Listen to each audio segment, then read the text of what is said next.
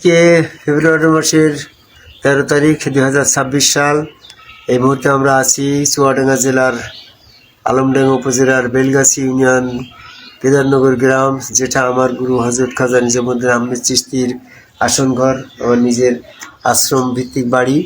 এখানে আমরা আসনের ভিতরে আমরা বসেছি। আমাদের সাথে বিভিন্ন এলাকার থেকে আশেকান ভক্তবিন্দু আসছে। 3 দিন যাবত আমাদের এখানে মাহফিলের কার্যক্রম চলছে।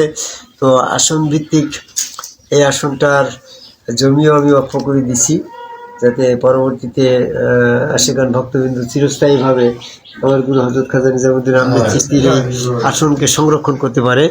তো এটা একটা বিষয়ে আমি অল্প সংক্ষিপ্তভাবে কথা বলতে চাচ্ছি। বিস্তারিত অনেক কথা আমার আছে।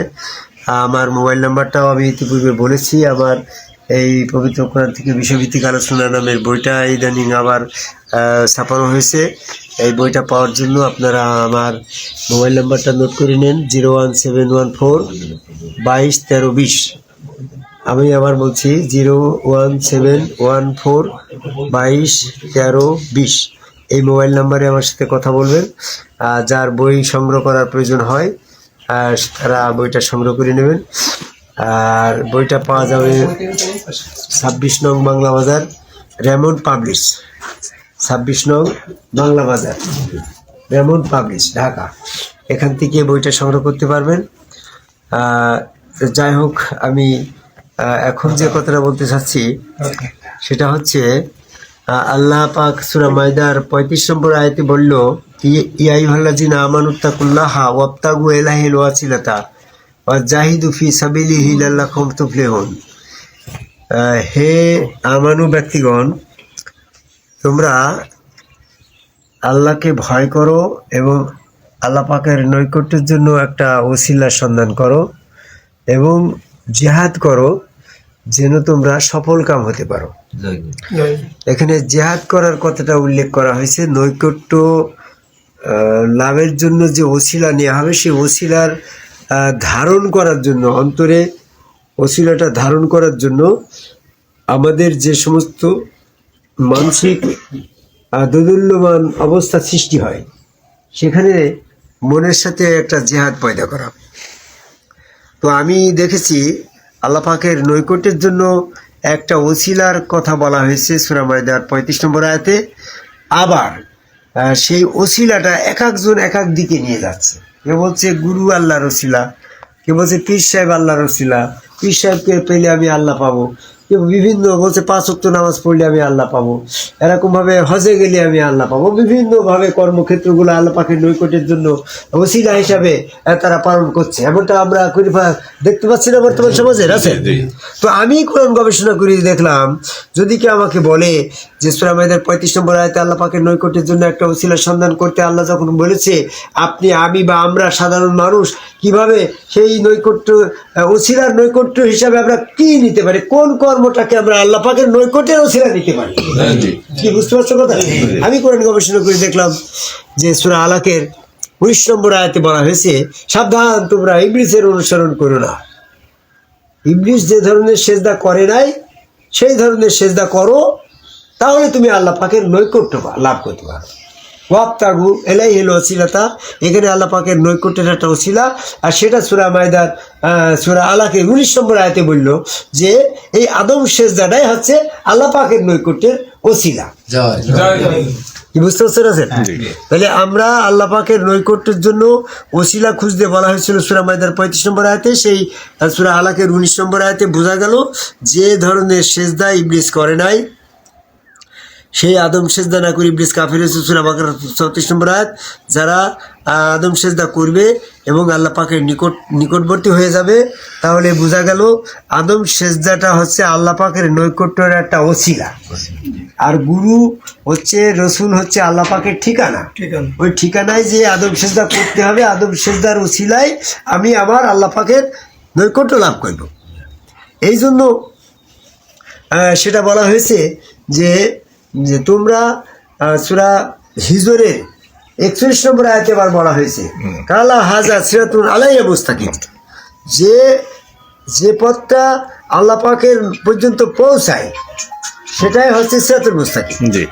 তাহলে এই দুই আয়াত আল্লাহ পাকের নিকটে পৌঁছানো পর্যন্ত সেটা সিরাতুল মুস্তাকিম, এবং সূরা আলাকের 19 নম্বর আয়াতে বলল যে এমন একটা সেজদা আছে, সেই সেজদা করলে আল্লাহ পাকের নৈকট্য লাভ করা যায়, এবং সেই সেজদার নৈকট্যের জন্য একটা ওসিলার সন্ধান করা হয়েছে। তাহলে তিনটা আয়াতকে যদি আমরা তফসিরে নিয়ে আসি, Rasel Sentu Mia, Sadek Sarkar, this is the important point এবং ভেরি ইম্পর্টেন্ট। সূরা মাইদার 35 নম্বর আয়াত, সূরা আলাকের 19 নম্বর আয়াত, সূরা হিজরের 41 নম্বর আয়াত, তিন আয়াতের সমন্বয়ে আদম সেজদাটাই হচ্ছে আল্লাহ পাকের নৈকট্যের ওসিলা। আদম কাবায় আল্লাহকে সেজদায় হচ্ছে সিরাতুল মুস্তাকিম, এবং আদম কাবায় আল্লাহকে সেজদার মাধ্যমে ইবলিস থেকে বিরত থেকে ইবলিস বিরোধী কাজ করে আমরা আল্লাহ পাকের নিকটতম হওয়ার জন্য আমাদের একমাত্র আদম সেজদায় হচ্ছে আল্লাহ পাকের নৈকট্যের ওসিলা। আদম সেজদারা সিরাতুল মুস্তাকিম, কারণ যে পথের মাধ্যমে আল্লাহ নিকটে পৌঁছানো যায় সেইটাই যদি সিরাতুল মুস্তাকিম হয়, তাহলে হাজা সিরাতুন আলাইয়া মুস্তাকিম, ইহাই আমার নিকট পৌঁছানোর মুস্তাকিম, সিরাতুল মুস্তাকিম। ইহা বলতে গেলে আদম সেজদাকে বোঝানো হয়েছে। আর আল্লাহ পাকের নৈকট্যের একটা ওসিলা হিসাবে আদম সেজদাকেই বলা হয়েছে সূরা আলাকের 19 নম্বর আয়াত। এই মর্মে আমাদেরকে এখন আদম সেজদা করা লাগবে। আর আদম সেজদা করার জন্য আমার একজন আদম সেজদাকারী সম্মুখ গুরু রসুল লাগবে। রসুল না হলে তুমি করে করবা। এই জন্য যারা যারা বর্তমান সম্মুখ গুরু আদমকে ভাই সেজদাকারী একজন সম্মুখ গুরু রসুলের কাছে সেজদার মাধ্যমে আনুগত্য করলো, সেজদার মাধ্যমে আত্মসমর্পণ করলো, তারাই সিরাতুল মুস্তাকিমে থাকলো, তারাই আল্লাহ পাকের নৈকট্য লাভ করলো, তারাই গুরুরূপে আল্লাহর দর্শন লাভ করলো। এই জন্য আমাদেরকে আমি সংক্ষিপ্ত পরিসরে যেটা বলতে চাচ্ছি, যার যার গুরু তার রসুল, রসুল সুরতে আল্লাহ বিশ্বাসী, সেজদা ভক্তি আল্লাহ পাকের নৈকট্যের রসিলা, সেজদা ভক্তি আল্লাহ পাকের সিরাতুল মুস্তাকিম, আল্লাহ পাকের এই আদম সেজদার মাধ্যমে শয়তান থেকে বিরত হয়ে পবিত্র হয়ে আল্লাহ পাকের নিকটবর্তী হওয়ার একটা উপায়। এই নিকটবর্তী যারা হয়েছে দুনিয়াতে, মৃত্যুর পর যখন আল্লাহ পাকের ঈমান পরীক্ষা করার জন্য পা উন্মোচন করে সেজদা দিতে বলা হবে, তখন তারা সেজদা করতে পারবে না যারা সালিম অবস্থায় দুনিয়াতে সেজদা করে নাই। সালিম বলতে এখানে বোঝানো হয়েছে কি, সালিম মানে বিশুদ্ধ। এই বিশুদ্ধ অন্তঃকরণ নিয়ে সেজদা করতে হলে এখানে একটু জিহাদের ব্যাপার আছে। একসময় মনের ভিতরে আসছে যে মানুষকে সেজদা করে নাকি শিরক, এই দ্বিধা দ্বন্দ্ব দোদুল্যমান মনের ভিতরে উদয় হবে, তখন মনের সাথে জিহাদ করতে হবে। এমনটি ভাবে যে সেজদা না করে ইবলিস বেহেশত থেকে বহিষ্কৃত হয়েছে, কাফের হয়েছে, আমি যদি ওই সেজদা শিরকও হয়, ওই সেজদা করলে যদি আমার দোজখও হয়, আমি আপাতত ইবলিসের দলে থাকবো না, ইবলিসের অনুসরণ করবো না, তাতে আমার দোজখ হয় হবে, আমি এই জায়গায় জিহাদ করতে বলা হয়। এই জন্য সূরা মাইদার 35 নম্বর আয়াতে শেষ অংশে বলা হয়েছে,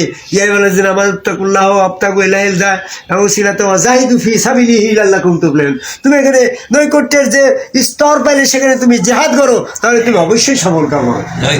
যারা আদম সেজদার পথে জিহাদ করে, স্থায়ী ভাবে মনের দিক থেকে জিহাদ করে শয়তানের দল পরিত্যাগ করে আদম সেজদায় অবিচল থাকবে, তারাই সফল কাম হবে। জয় গুরু।